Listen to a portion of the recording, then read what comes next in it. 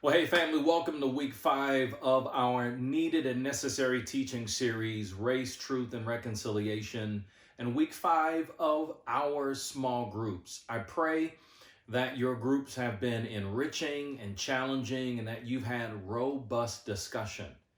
Well, this week, we're talking about the moment is now.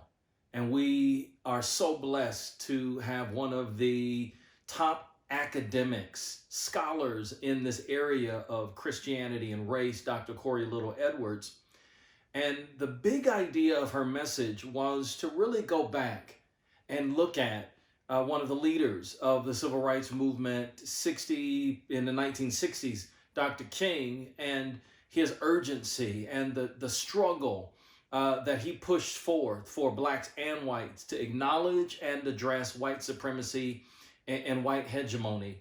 And she then teaches that sociologically, but then helps us to understand that we all have a role to play in speaking out against the status quo of white supremacy. And so the big idea of her message was that we have to speak out now, that the moment is literally now for us to play our role in pushing forward the agenda of God, that the idea that God desires is a just society for all people.